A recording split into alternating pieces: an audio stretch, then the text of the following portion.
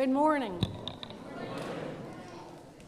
Welcome to Mainline Unitarian Church, and welcome to all of you who are watching on YouTube. My name is Deirdre Gordon, a member of the Board of Trustees. Our worship team today is Reverend John Morehouse, our senior minister, Caroline Bright, intern minister, Dawn Star Sarahs-Borchelt, the director of Lifespan Faith Development. We have David Brown, our acting choir director, and our music today is provided by the Multigenerational Choir. We are a Unitarian Universalist congregation. Our denomination was formed by the merger of Unitarianism, which held that God is one, and Universalism, which asserted that whatever our ultimate destiny is, we are all sharing in it equally. Today, we come together to support our shared and individual quests for meaning and purpose in life, and to bring more compassion, justice, and responsible stewardship to our world. You are welcome here. No matter where you are in your spiritual and religious journey, no matter the color of your skin or the country of your birth, no matter your gender identity or expression or sexual orientation, you are welcome here. If you're visiting with us this morning, you are especially welcome. We hope that after the service, you'll join us for coffee and conversation in the fireside room directly across the hall, and stop by the visitors table in the atrium for more information. We're so glad you're here. Several brief announcements. On December 3rd, we will start the final week-long Family Promise hosting of unhoused families here at MLUC for calendar year 2023. After the service, please stop at the atrium table to sign on as a volunteer. There are a variety of roles to make beds, prepare and serve meals, and provide overnight security. There is a particular interest in attracting younger congregants who may want to involve themselves and even their kids in this long-standing, vital social action program. Also, stop by the partner church table in the atrium after the service to purchase some beautiful handmade greeting cards. All proceeds go to the Providence Charity Organization, a Hungarian Unitarian group that delivers food and medical supplies to Ukraine and runs schools in Kolosvar, Transylvania, near our partner church for Ukrainian refugee children. Lastly, donations to the Phoenixville Area Community Services, PACS, a large food bank and distribution center in northern Chester County, will be gratefully received. Non-perishable food, personal hygiene, and cleaning product donations can be placed in the white bins just inside the MLUC front door. PACS serves a large immigrant, unhoused, and food insecure community, and the need is great. And now, please silence your electronic devices and join me in affirming our mission. Together, we transform lives through love, service, and our welcoming faith.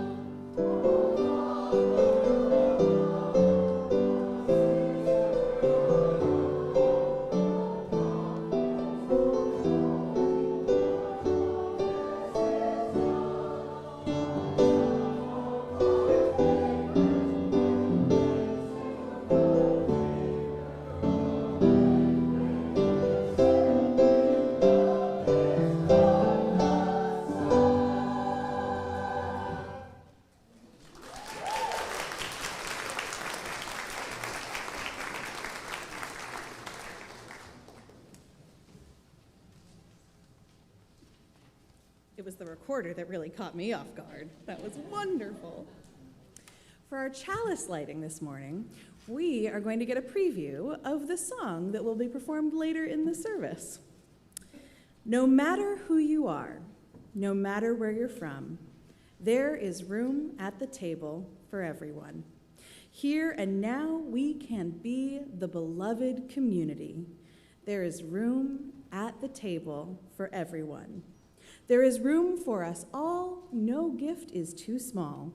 There is room at the table for everyone. There's enough if we share. Come on, pull up a chair. There's room at the table for everyone. We light this chalice to welcome each one of you to the table, literally and metaphorically, this morning, because there is always room for you in this beloved community. And now, I invite you to rise in body or spirit as we sing our opening hymn, We Give Thanks.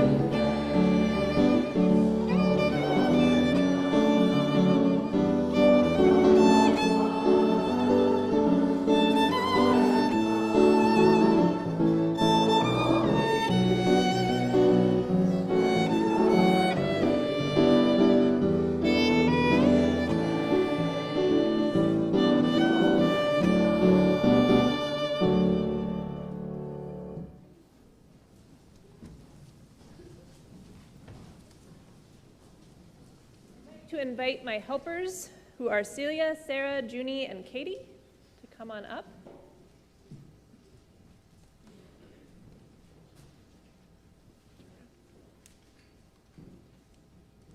Why don't we set the table?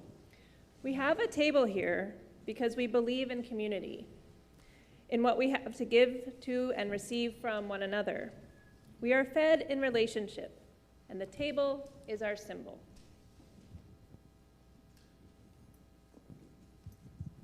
Why do we have a cloth on the table? We have a cloth on the table because each life is interwoven with every other life. The cloth is our symbol of the love which binds us and covers us all.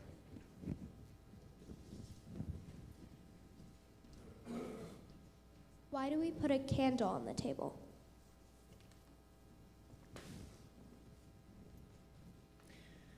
We have a candle on the table because we believe in the light of faith, hope, and love.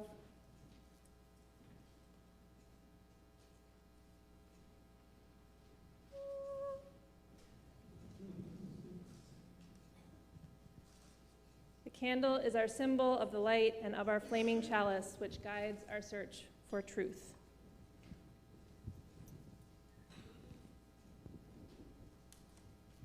Why do we have flowers on the table? We have flowers on the table so that we remember to see the mystery and beauty of creation, which is continually surrounding us. Flowers are our symbol of the grace which springs up into our lives. The table is set.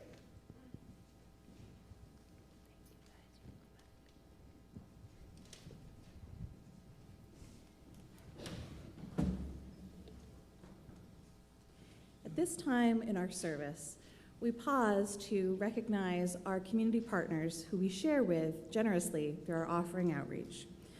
The recipient of MLUC's November offering outreach is the Soul Shot Portrait Project, a registered 501c3 nonprofit organization whose mission is to use the transformative power of art to bring an end to gun violence. Artists working with families create portraits to honor the souls shot.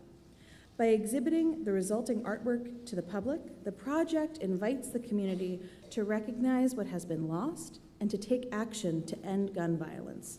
Earlier this year, MLUC hosted an exhibit of those portraits. They produce a full-color catalog, which is provided free to the artists and families and friends of participants, and is also sold to the general public. It is the project's only fundraiser. Exhibitions are free and open to the public. The donations that you share support expenses like hanging supplies, van rentals, printed materials explaining the project, and offering further resources and other outreach. Funds are also needed for professional videographers and online exhibition assistance. This organization aligns with the first UU principle, the inherent worth and dignity of every person, and the second principle of justice, equity, and compassion in human relations. If you are here, our ushers will now come forward to accept with thanks your donations. If you are visiting us online, you can follow the instructions on your screen, or if you're a millennial like me and you don't carry cash, you can pull out your cell phone and make a donation that way too.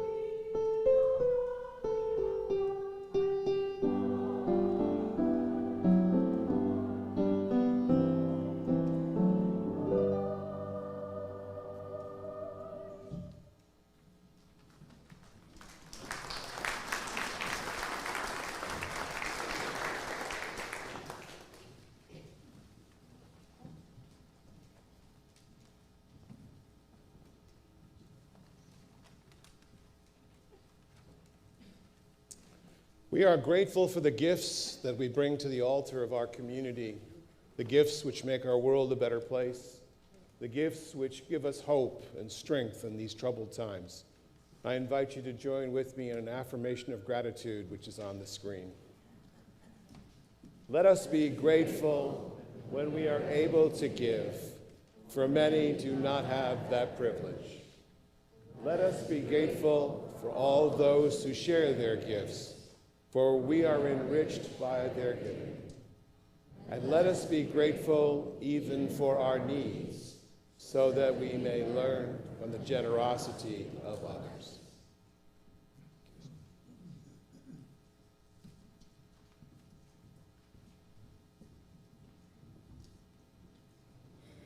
At Mainline Unitarian Church, our tradition is to share joys and sorrows in community, and we light a candle for each of those concerns that are brought forward.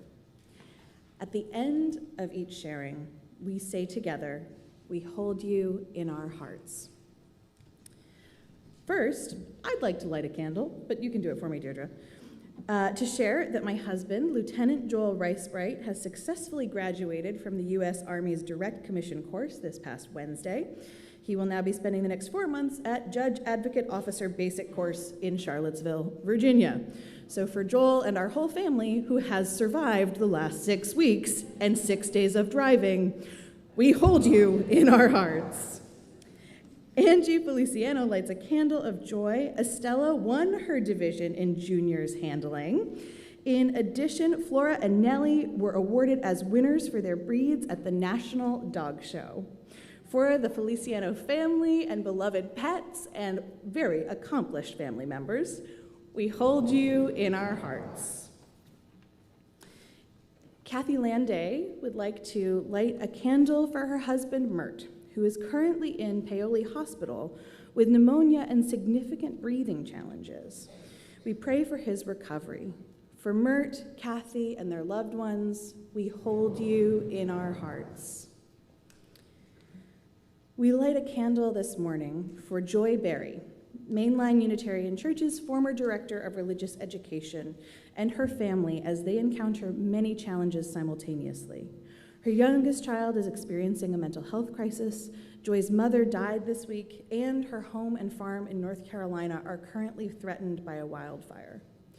For Joy and her family, we hold you in our hearts. Nuala Carpenter would like to light a candle for Beth Rittenhouse, who fell down the stairs last Sunday and broke 2 ribs. I know, right? She is home, and as her husband is a good cook, is in no need of meals, but she would appreciate expressions of good wishes. So for Beth, as she heals, we hold you in our hearts. Transgender Day of Remembrance is an annual observance on November 20th, tomorrow, that honors the memory of the transgender people whose lives were lost in acts of anti-trans violence. We light a candle today in honor of the trans and non-binary people whose lives have been so tragically taken in 2023. For London Price, Lisa Love, Anee Johnson, Dominic Dupree, China Long, Yoko, Sherlyn Marjorie, Kylie Monali, Louise Angel Diaz Castro, Thomas Tom Tom Robinson, Devani Jure Johnson, Jacob Williamson, Chanel Perez Ortiz, Aisha Davis, Benko Brown, Rashida Williams, Ashley Burton, Tasaya Woodland, Tortuguita, Cache B. Henderson, Imanawateho Zaki, Maria Furr, Jasmine Star Mack, Unique Banks, and for their friends, loved ones, and community. We hold you in our hearts. Jensen Wendell would like us to light a candle mourning the passing of his Aunt Janie Smith, his mother's stepsister. She died on her 98th birthday in Louisiana last week. For Jansen, Janie, and their family, we hold you in our hearts. And of course, we all carry joys and concerns with us that are too big to name or share out loud. We know that they are here with us and among us, and so for all who carry those, we hold you in our hearts.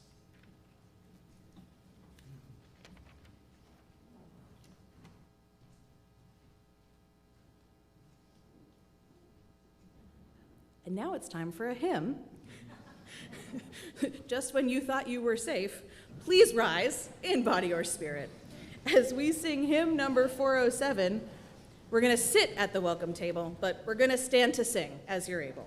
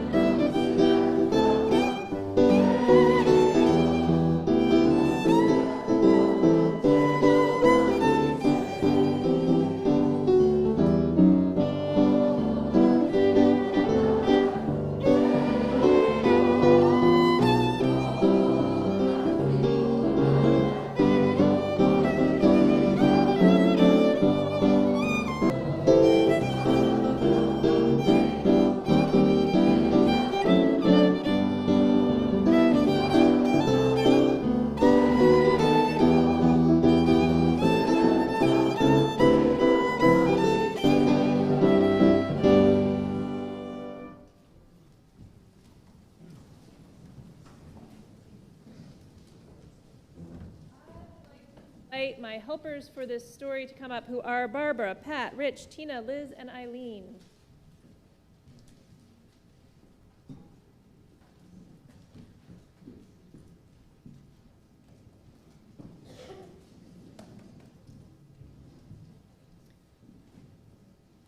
Once upon a time, there was a family. Maybe this family had not quite enough to eat. Or maybe they had just about enough. Or perhaps they had more than enough. You might not have been able to tell by looking at them.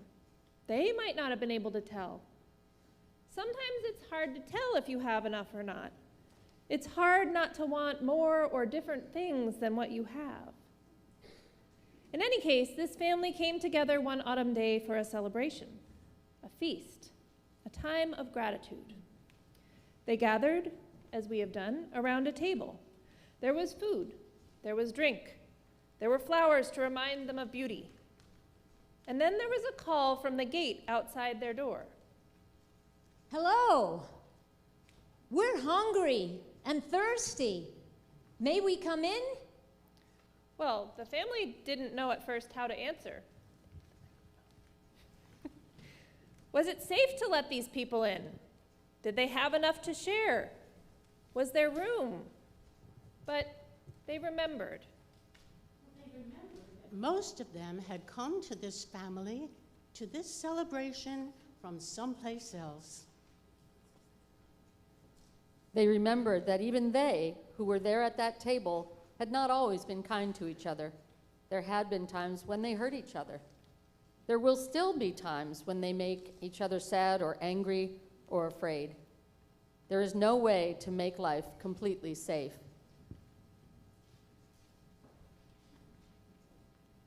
Times when others had shared with them, even when the others might not have had quite enough of their own.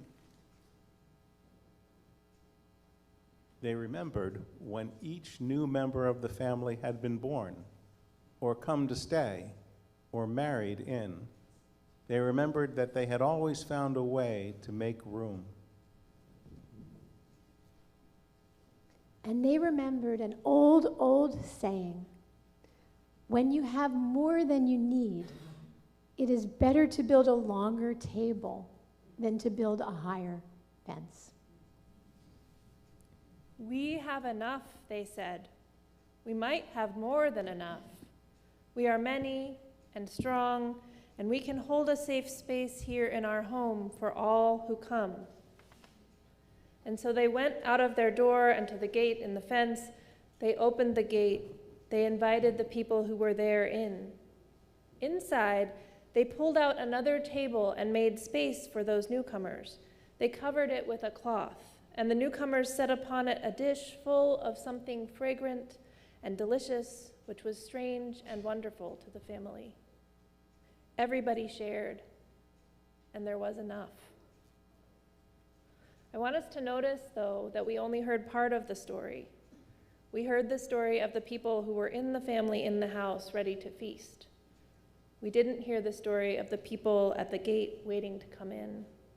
We don't know who they are or why they're there or what they bring to the table other than the strange and wonderful food.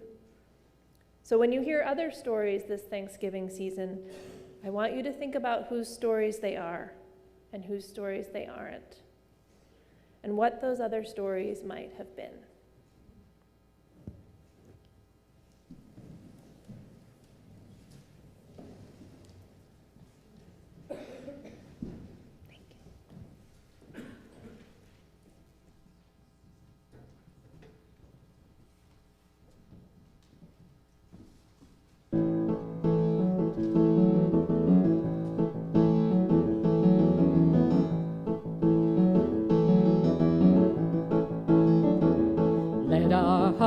Not be hardened to those living on the margins. There is room at the table for everyone. This is where it all begins. This is how we gather in. There is room at the table for everyone.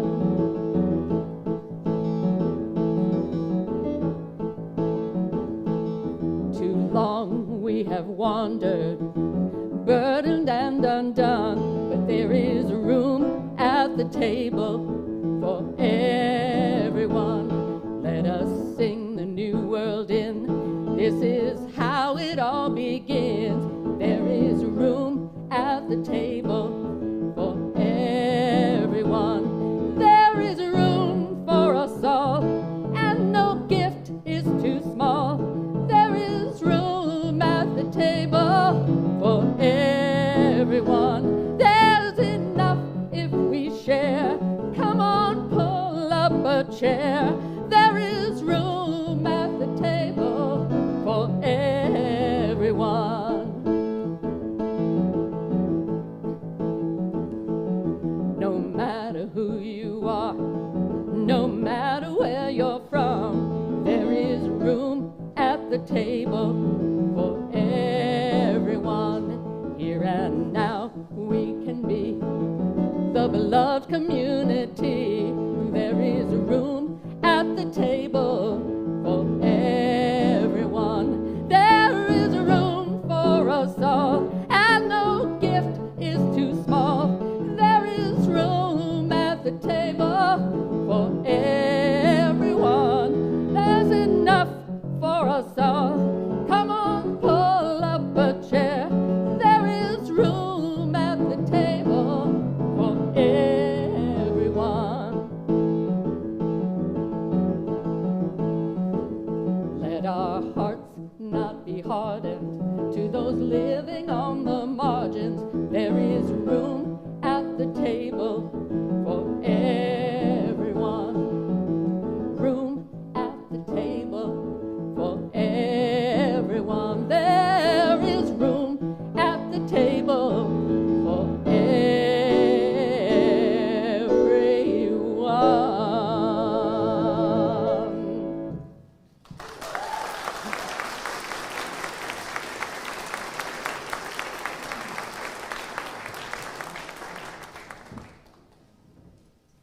The table is set. We are gathered around it. This is how it begins. There is room at the table for everyone. No gift is too small. Our table is about to be filled with many gifts, with the bread of life. Made of different grains and other staple foods, bread of various kinds has been the foundation of life in many cultures and periods of our collective history. The world's oldest bread ever found was over 14,000 years old and was made from wild grains because that was before people discovered agriculture. Most breads are baked, some are steamed or deep fried or pan fried. Many are leavened with yeast, some are flat or raised with soda.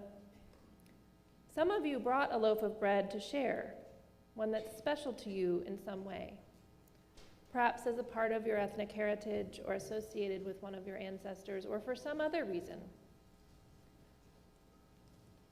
The song says that there's room at the table no matter who you are and no matter where you're from. And that's true, but it does matter who you are and where you're from. So we want to know. We want to hear the story of why you brought the bread you brought today. We want to hear the very short story of why you brought the bread you brought today. Maybe one sentence. And I'll start.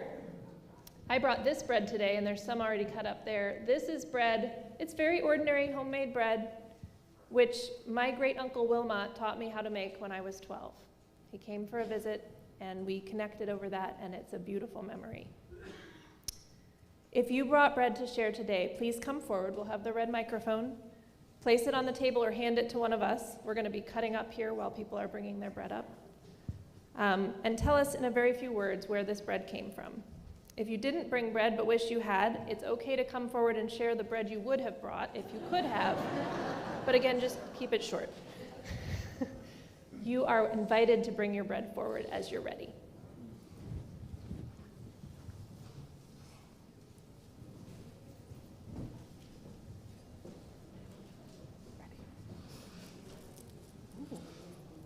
This is an ordinary, It should be on, they're just not. this is, There, now try. this is an ordinary grain bread, which I just love.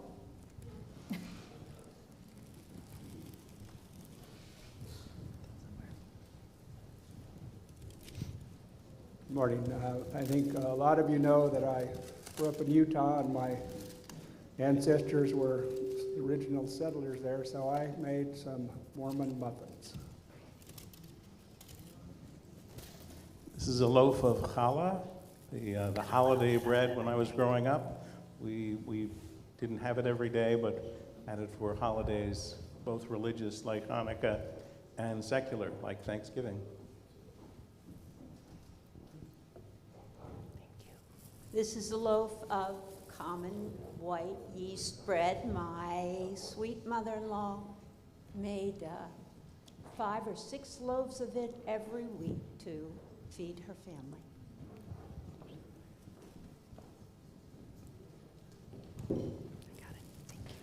This is a loaf of sourdough bread. It's made with wheat, and it was on sale yesterday at the farmer's market.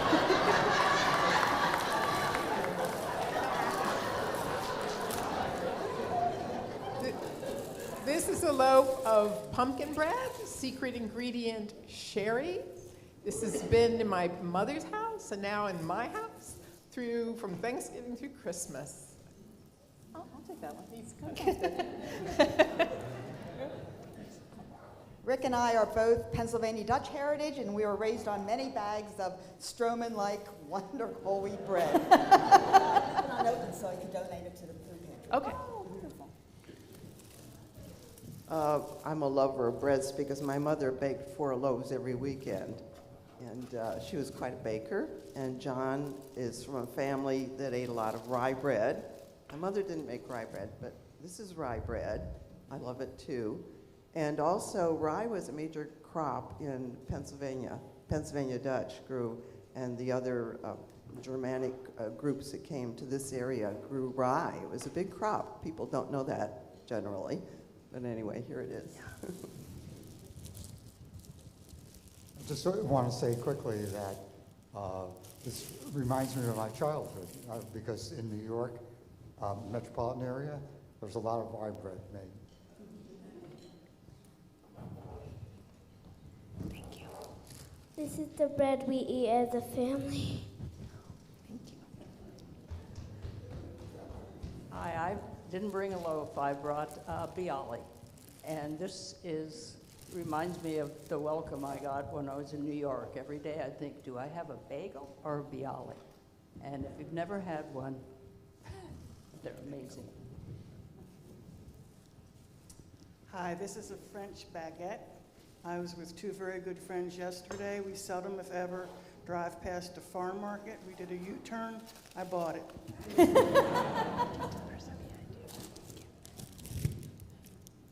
This is a stollen. Apparently my Swedish grandparents loved this, and my father carried it through, and my daughters and I carried it through, but we added the marzipan in the middle.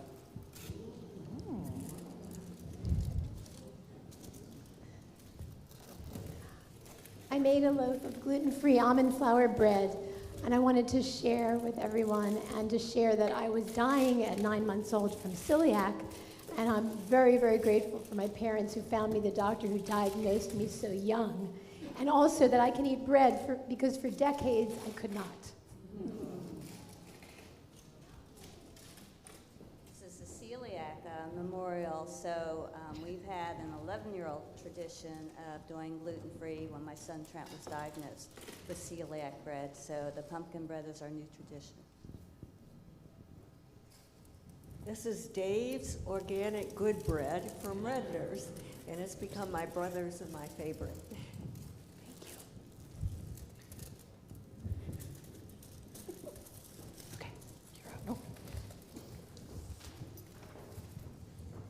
I get the good part. Sharing the true stories of who we are is how we become the beloved community. Now, I invite each one of you to come forward and choose a piece of bread to take back to your seat to eat. Even if you are not comfortable eating bread today or cannot for whatever reason, please come forward and look carefully at the beautiful gifts of bread your fellow MLUCers have brought to us today. You can breathe in the aroma and hold the memory of these loaves in your mind. This is a family feast, like in our story. Reflecting our individuality, there are no rules or requirements for how you should eat the bread. You can eat your bread right away. You can take it carefully back to your seat. You can eat it greedily or mindfully. And to reflect our essential humanity, this communion is supposed to be messy and deliberately not perfect, so don't worry about the crumbs. Please come forward and select your bread.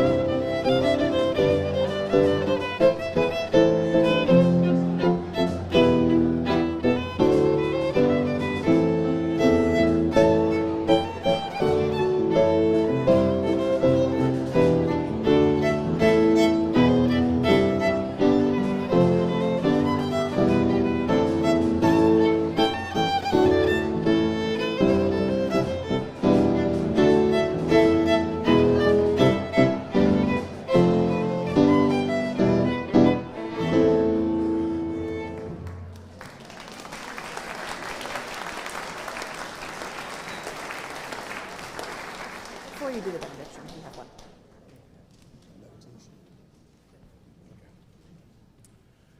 Well, that was fun.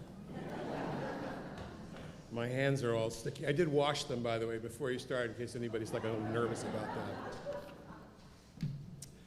The story goes that once there was a wise woman traveling all through the mountains until one day she found a precious stone in a stream.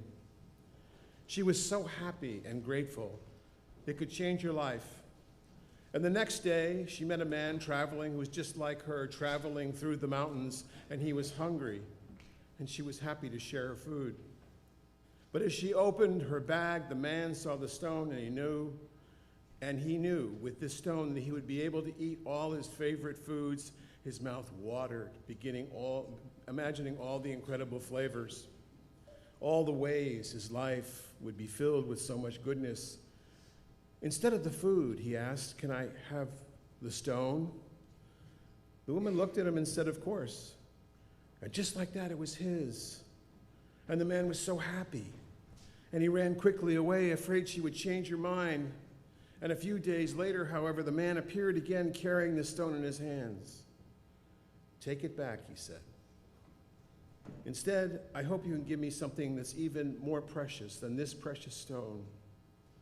I hope you can give me whatever it is within you that made it so easy for you when I asked to just give it away."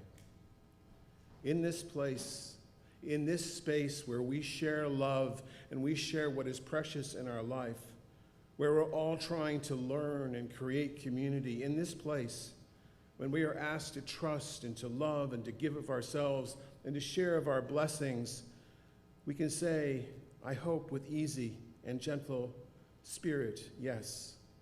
Yes, you can have what is precious, and let us remember here that we carry with us a precious stone in our hearts, that this is the great blessing of this community, this gift that is just ours, this gift that we long to offer the world, that is in our giving. We will bless not only us, but all who come into our midst. So may it be. Our closing hymn is number 68, "Come Ye Thankful People Come." I invite you to rise in body or spirit.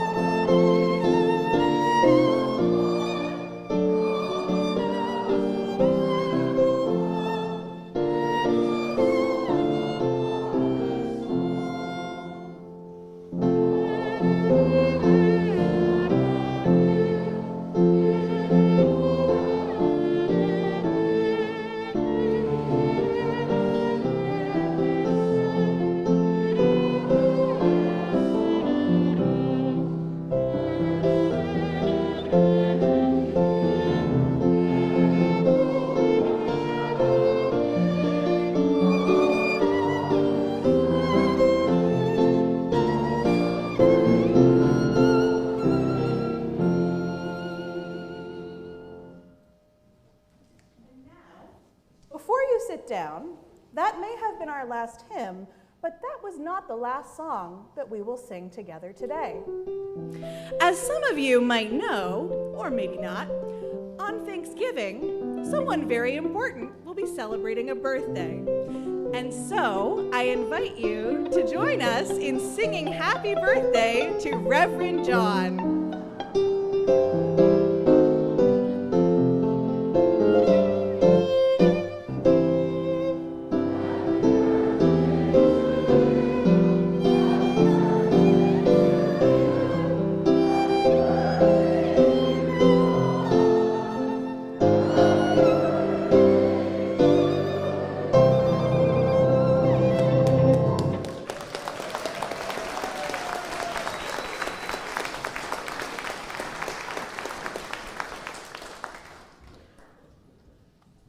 Well, with such love in this holy creation that is ours, let us claim the inheritance that has always been among us.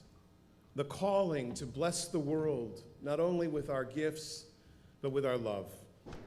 Let us go from this place with love and care, and know that in our hearts it is always thanksgiving.